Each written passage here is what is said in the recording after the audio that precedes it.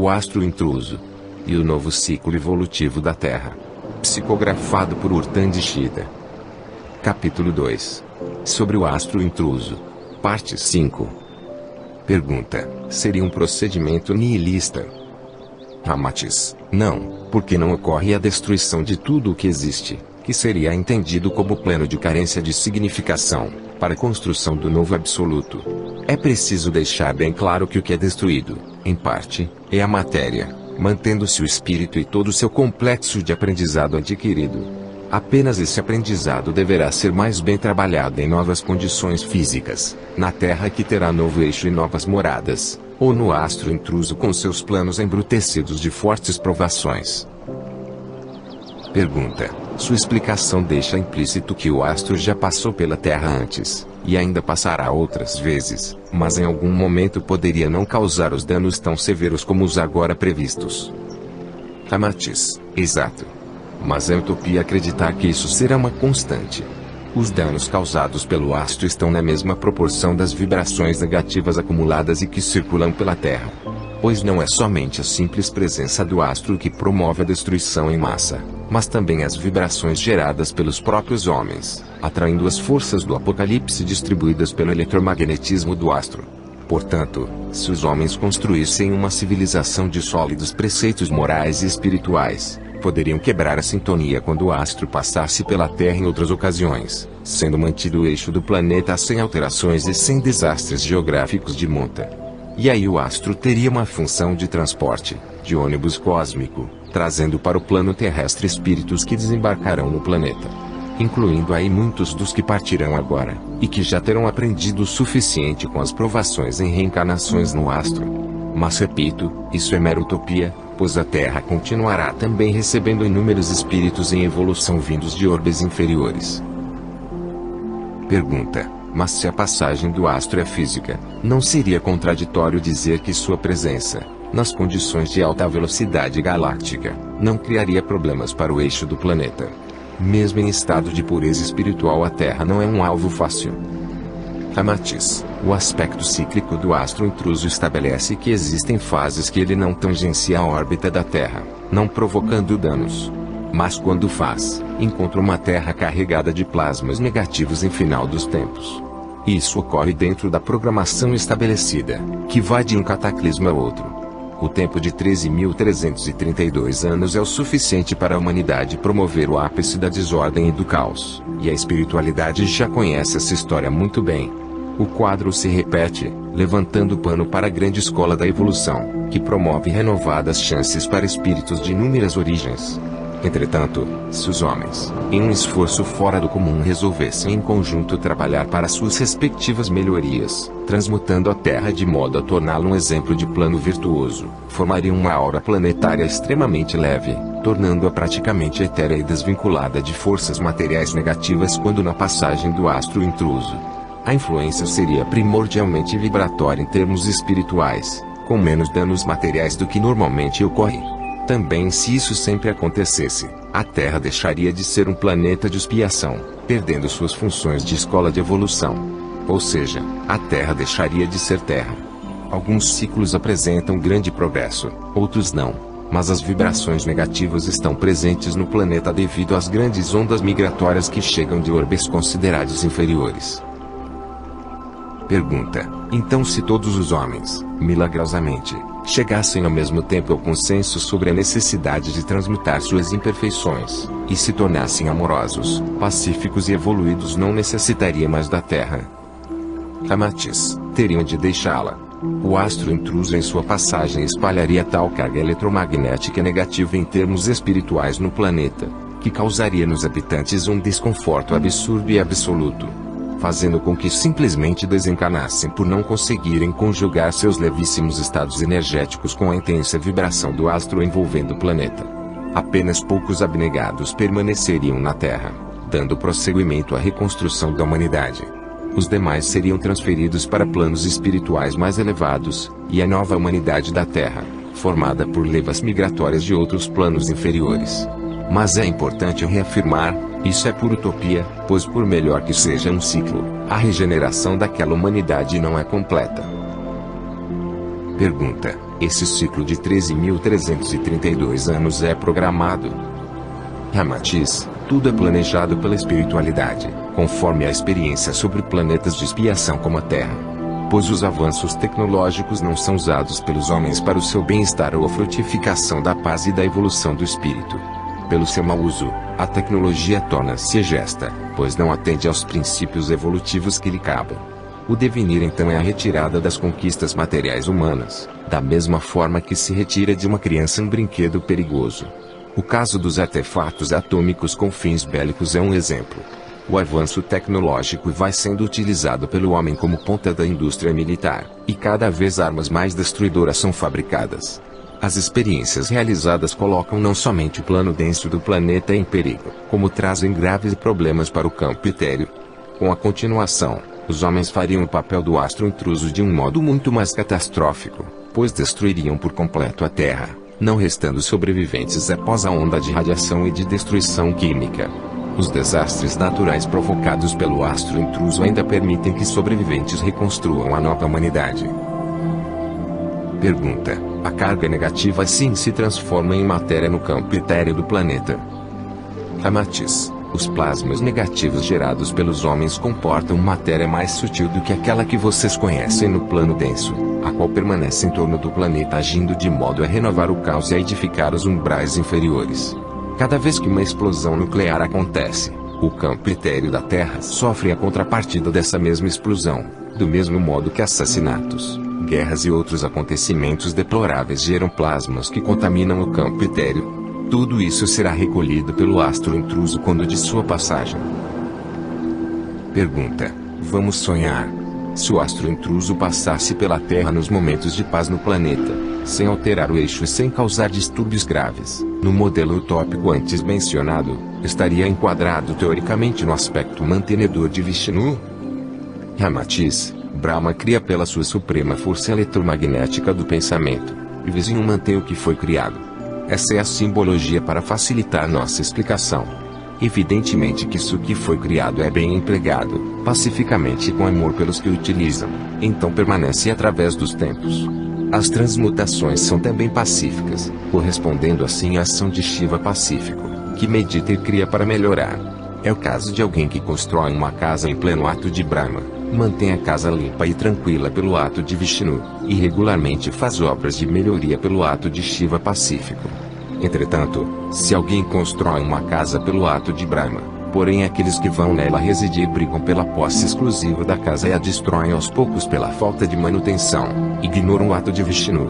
Então, despertam o ato de Shiva furioso, que através do fogo kundalínico destrói a casa para que as brigas cessem. E, em seu lugar seja construída nova morada com outros habitantes, ou mesmo com os antigos mais sábios, após terem perdido momentaneamente o local onde viviam. Com a Terra não é diferente. Deus a criou com as belezas naturais que todos conhecem. No entanto, os homens, com suas imperfeições, não a souberam mantê-la, gerando a destruição transmutadora em consonância com o astro intruso. O que não aconteceria se tivessem mantido no planeta o ambiente de paz e de entendimento, transmutado apenas pelas iniciativas renovadoras e criativas, de mentes espiritualmente evoluídas e científicas. O que demonstra ser Shiva o espelho das próprias condições humanas. Pacífico se os homens assim o forem, e furiosamente destruidor se for esse o comportamento humano.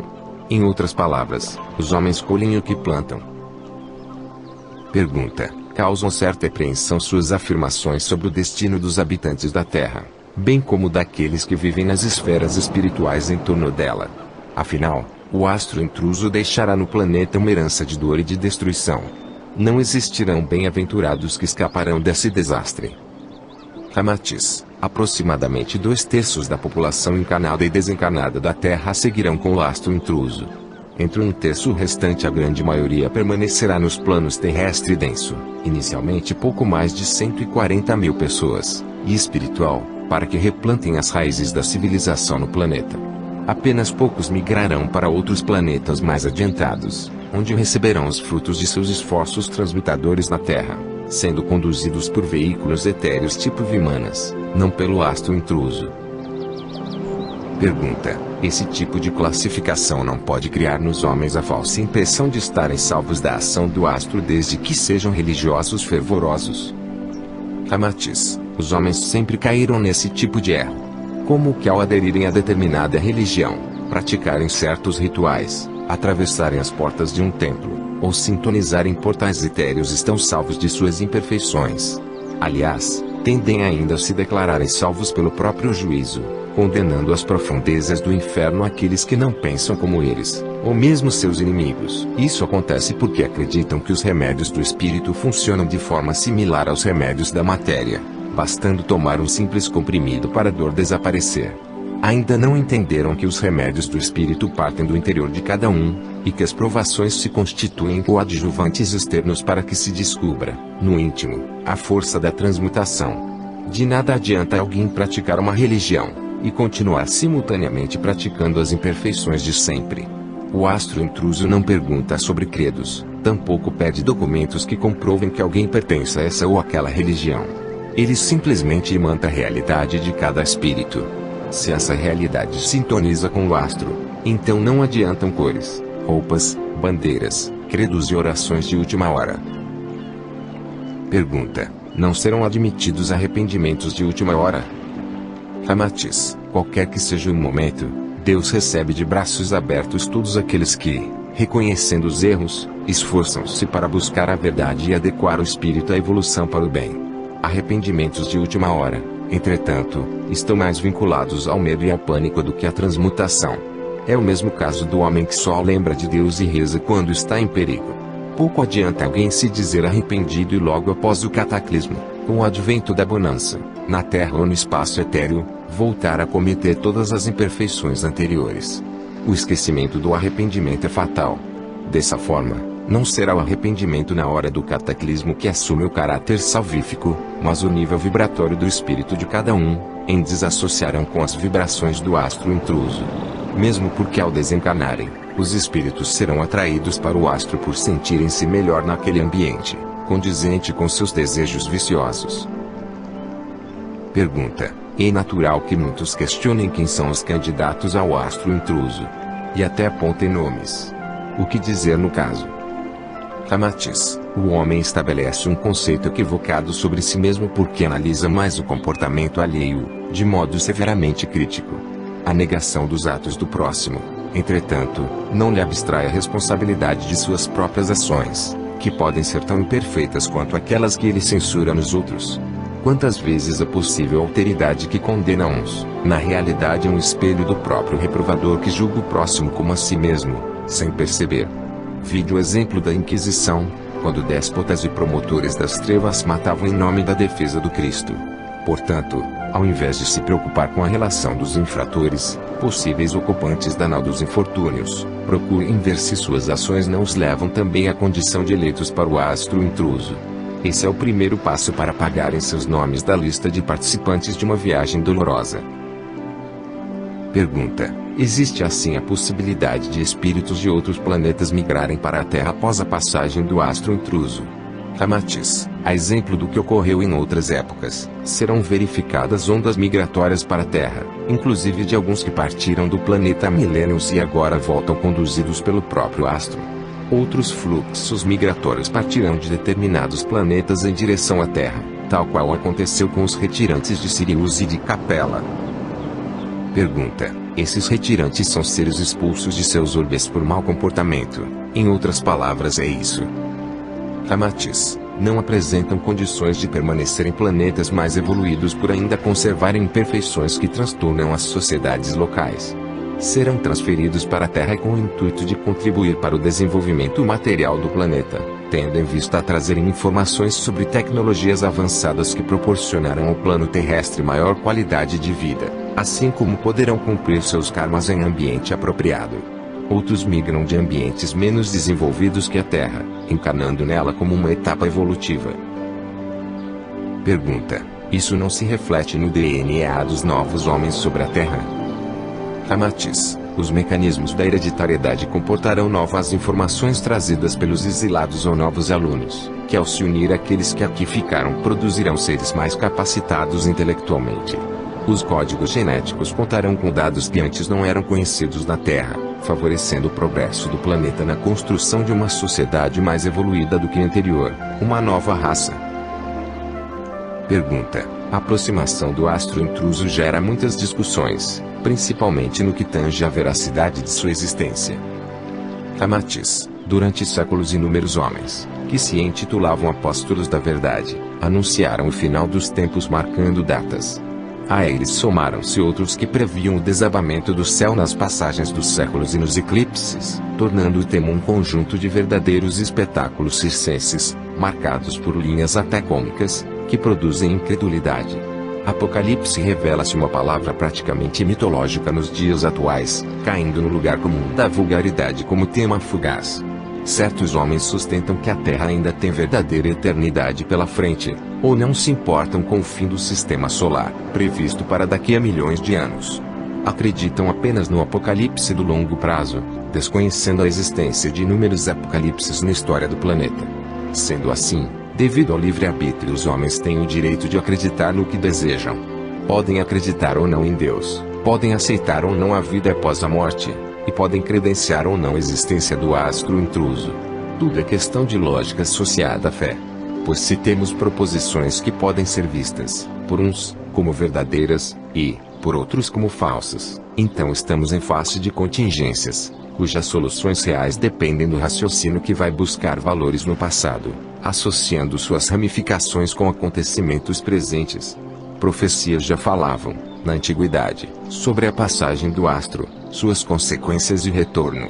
E essas consequências encontram-se espalhadas no planeta, como as minas de sal marinho em montanhas, como mencionei antes. Kardec, no livro A Gênese, capítulo 9, item 13, já havia registrado que se deve lançar no rol das hipóteses quiméricas a possibilidade de encontro da Terra com outro planeta. Mas a realidade é que isso é possível, tanto sob o prisma físico quanto etéreo. Mas nem tudo podia ser revelado a Kardec naquela época, pois se fizesse certas afirmações seria tido como louco, e o espiritismo visto como mais uma farsa. Tudo é possível no universo, desde que seja a vontade de Deus. Vejam o exemplo do choque direto entre galáxias, que é facilmente provado por telescópios terrestres. E não se trata apenas de encontro de planetas, mas encontro de galáxias, algo ainda mais monumental. O choque se manifesta pela integração das galáxias, sendo denominado de canibalismo galáctico. Pergunta: acreditar no astro intruso é questão de fé? Mas isso não pode ser perigoso. Amatiz: a humanidade registra acontecimentos dolorosos, verdadeiras catástrofes morais de tempos em tempos, em uma regularidade assustadora. Não há uma única geração na Terra que tenha vivido sua existência em plena paz. As lutas entre os primeiros homens na busca de alimentos ou pelas fêmeas, depois guerras e revoluções, que se sucedem como agendadas, enquanto os conflitos individuais como assassinatos crescem de forma implacável. O grande problema é que, além da violência recrudescer, ela também utiliza instrumentos cada vez mais destruidores, em um aprimoramento tecnológico macabro. E a divisão do rebanho, entre homens de bem e homens a serviço do mal se solidifica. O mal gera ganhos tangíveis de curto prazo, aparentemente atrativos. E o bem produz valores tangíveis e intangíveis a médio e longo prazos, mas cujas expressões divinas nem sempre são compreendidas pelos olhos materiais dos homens. Tal situação faz com que a humanidade prenda-se gradualmente à matéria, em crescente resposta aos estímulos que recebe, descartando os valores referenciais que deveriam levá-la à compreensão sobre a espiritualidade. E isso não pode prosseguir, para o bem dos próprios homens. A Terra foi criada como uma grande escola para a evolução espiritual. Se os homens a deturpam, tornando provações motivos de vingança e o ceticismo, causa de novos erros, então há necessidade de intervenção nessa escola, para que aqueles que realmente desejam estudar e aprender prossigam. E essa intervenção é o astro intruso, pois ele não atinge o livre-arbítrio dos homens, apenas gera as energias para que uma nova divisão de rebanho se processe, entre aqueles que permanecerão na escola e aqueles que serão jubilados pela própria vontade. A fé, nesse caso, não é quanto à existência do astro, mas está relacionada à justiça divina. Pergunta: a necessidade da intervenção com o astro intruso está ligada, assim, à evolução do mal? Resposta: Da mesma maneira que espíritos evolvem diretamente para o bem, também evolvem para o bem por meio do mal. A pergunta tem fundamento. A diferença entre um caminho e outro é que o primeiro baseia-se em conceitos perenes que trazem autorrealização crescente, enquanto o segundo se manifesta por vias e fluxos de sofrimento, desembocando em esferas do caos. Ao optar pelo mal, o espírito automaticamente associa-se a entidades inferiores ignorantes e a elementais demoníacos, que sintonizam com aquele estado negativo, e quando esse espírito descobre seu erro, e deseja sair do umbral que construiu para seu próprio ser, em alguns casos necessita até do auxílio de entidades angelicais. Mas quando o envolvimento é severo, cercado por grandes falanges do mal, o desprendimento deve contar com o concurso de arcanjos de maior força. Mas é preciso que o espírito deseje transmutar pelo seu livre-arbítrio. E o que acontece atualmente na Terra é a crescente aplicação do mal no cotidiano dos homens, resultado da ambição e do egoísmo temperados pela falta de amor ao próximo. E os próprios homens insistem no erro, não desejando abandonar tal condição depreciadora, que os conduz a grandes sofrimentos, levando-os a acusações sistemáticas a Deus e queixando-se contra a falta de sorte. O amor passou a ser visto como fraqueza de sonhadores.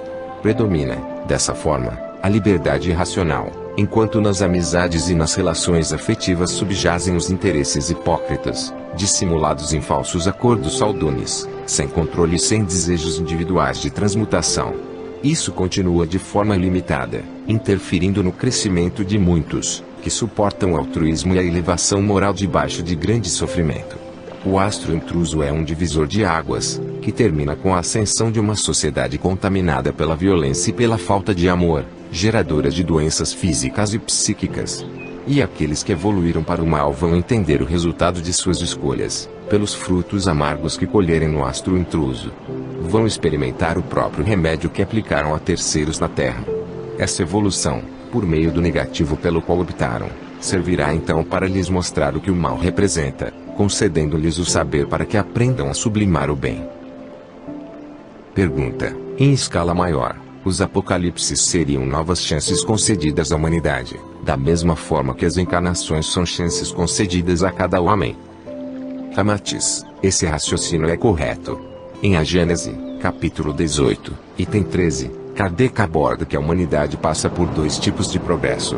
O primeiro, que se estende como épocas consecutivas, de modo lento, tal qual uma corrente de água. O segundo, por movimentos relativamente bruscos, semelhantes a uma torrente que rompe diques, tragando em breves instantes as instituições do passado, sobrevindo uma nova ordem. Surge, então, um mundo novo das ruínas do antigo, onde tudo estará mudado. No primeiro caso, está a trajetória individual, onde cada homem tem sucessivas reencarnações no planeta, com o nascer, o morrer e o renascer. Já o segundo, é o karma coletivo da humanidade, atingida por movimentos relativamente bruscos, tendo em vista que ela é abalada, mas não destruída. Daí o relativamente brusco, e não o absolutamente brusco. Isso significa que do mesmo modo que o homem nasce, morre e renasce para evoluir, a humanidade nasce, morre e renasce em sua senda do progresso. É a renovação dos julgamentos, conforme fica claro no capítulo 17, item 64, do mesmo livro. Pois Deus não promove apenas um julgamento da humanidade, mas vários. Se ele promovesse apenas um julgamento, seria o mesmo por analogia, que dar apenas uma chance encarnatória a cada homem. E Deus, em sua perfeição, não apresenta soluções diferentes para um mesmo caso. Dentro de sua flexibilidade extremamente dinâmica, ele sabe as respostas precisas para cada evento.